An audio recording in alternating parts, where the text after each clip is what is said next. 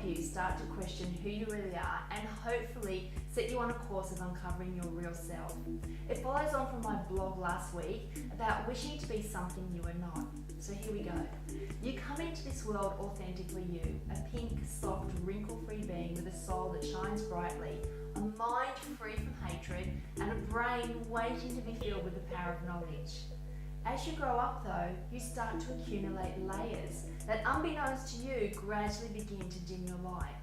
Now these layers come from many places, from good intentioned people, family, friends, work colleagues. They may come from experiences that you've had, and they may come from that little voice in your head that loves to make up stories. The first layer that I can consciously remember was my mum, with all the love in the world, telling me that I was clumsy. It was true. I was always stubbing my toes and falling over.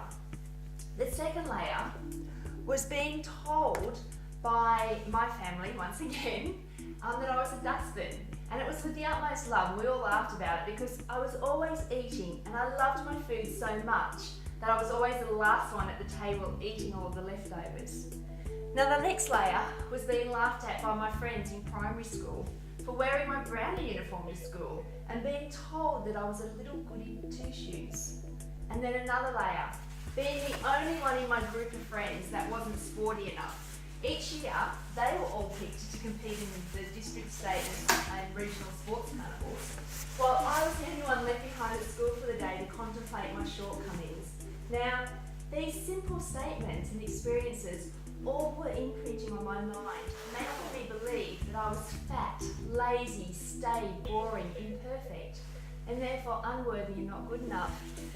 Now other layers followed throughout the years, one after the other, dimming my light and really laying heavily on my soul.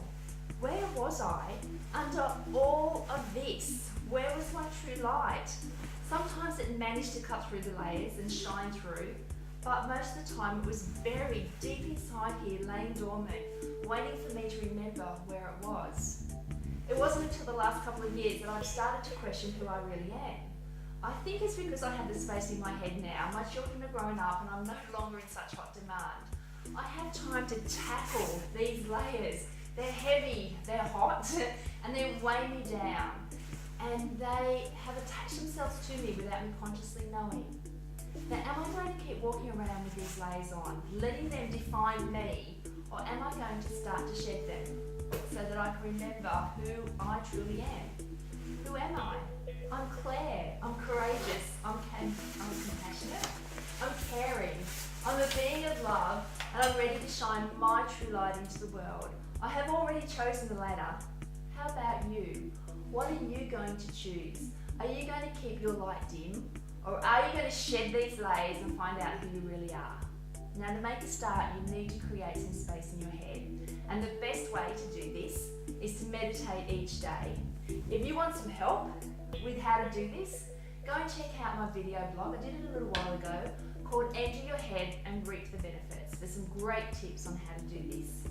I hope you enjoyed this week's video. If you did, please pass it on to your family and friends. Thanks heaps for joining me, and I look forward to seeing you next time, where you're going to be shining your true light into the world, and we can continue to colour this world with health and happiness.